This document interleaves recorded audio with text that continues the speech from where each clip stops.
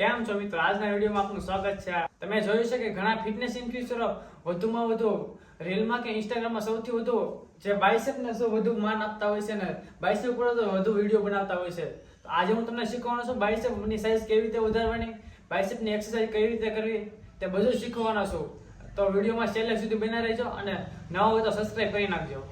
તો ચાલો આવી જાવ, હું તમને આજ બાઇસેપની બધી એક્સરસાઇઝ શીખવાડું. જો અત્યારે બાઇસેપની કન્ડિશન જોવો તમે.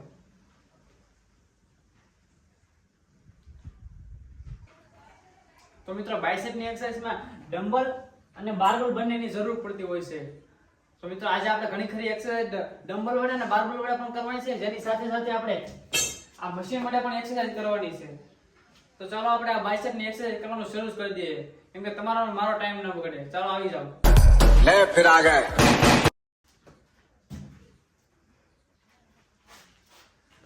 તો મિત્રો જેમાં સૌપ્રથમ એક્સરસાઇઝ છે ડમ્બલ પ્રેસ, જેમાં તમારે 12 ના 3 સેટ લગાવવાના છે. આ એક્સરસાઇઝના જો આ એક્સરસાઇઝ કેવી રીતે કરવાની છે, એમાં આવી રીતે હાથ રાખવાના છે. હા, આવી રીતે નથી રાખવાના, સા આવી રીતે રાખવાના છે, ટાઈટ રાખે તેવી રીતે.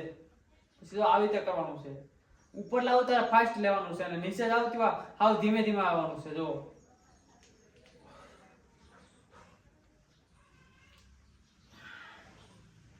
ઉપર આવવાની સાથે તમારે થોડો હોલ્ડ કરવાનો છે, પછી ધીમે ધીમે નીચે જવાનું હોય છે.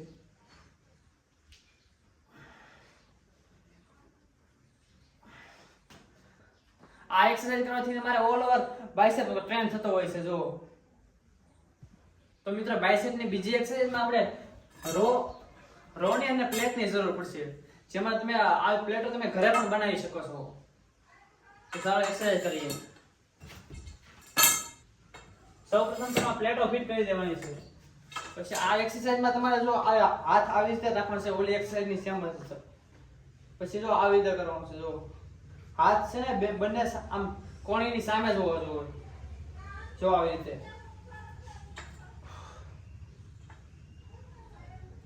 ઉપર આવવાની સાથે તમારે હોલ્ડ રાખવાનો છે થોડી જ વાર, પછી ધીમે ધીમે મૂકવાનું છે.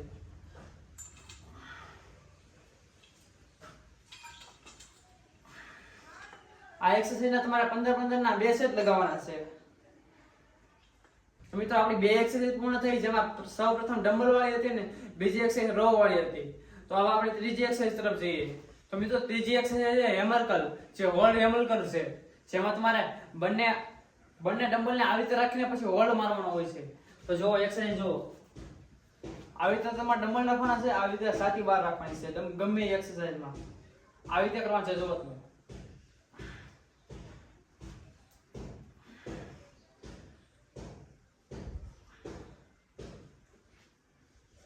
આવી રીતે હેમર કર્લ એક્સરસાઇઝમાં તમારે આવી રીતે કરવાનું છે. આમાં આ એક્સરસાઇઝના તમારે 12 ના 3 સેટ લગાવવાના છે. જો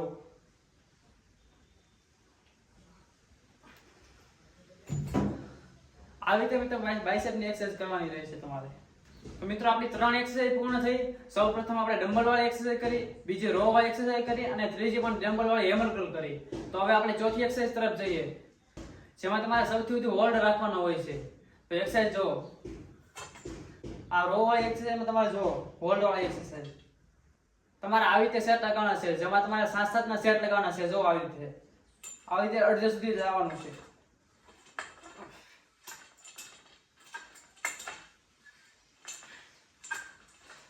બસ 7 માં એક સેટ પૂર્ણ થાય એટલે પછી ફરી તમારે એને એ સેટમાં આવી રીતે લાવવાનું છે. જો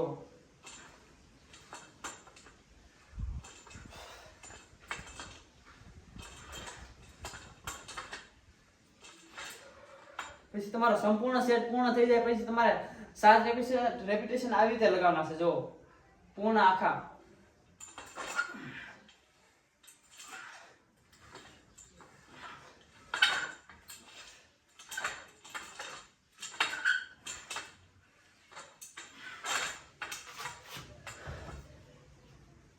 મિત્રો આવી રીતે બાઇસેપની કસરત કરવાની હોય છે.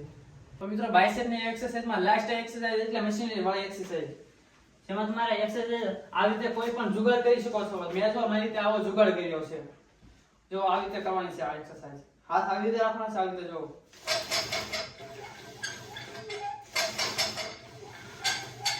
તો મિત્રો આવી રીતે મશીનથી એક્સરસાઇઝ કરવાથી તમારી બાઇસેપની સાઈઝ સૌથી વધુ વધવાની લાગશે. તો મિત્રો ઘણા મિત્રોની એવી કોમેન્ટ આવતી હતી કે તમે એક્સરસાઇઝ કરવાની સાથે સાથે પાણી કેટલું પીવો છો?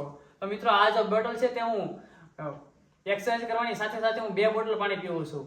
અને આમ પણ પાણી શરીર માટે સૌથી વધુ જરૂરી છે. તો મિત્રો આવી રીતે તમે બાયસેપની એક્સરસાઇઝ દરરોજ કરશો તો તમારી સાઈઝ વધવામાં બહુ મુશ્કેલ નહીં પડે. અત્યારે મારા બાયસેપની સાઈઝ જુઓ. તો મિત્રો આવી તો ઘણી એક્સરસાઇઝ જેનાથી તમે બાયસેપની સાઈઝ વધારી શકો છો. તો હું નવો વિડીયો લાવવાનો જ છું, તો તમે તમારા ભાઈને સબસ્ક્રાઇબ કરી લેજો. તો ચાલો ફરી મળીએ બીજા વિડીયોમાં. જય શ્રી રામ.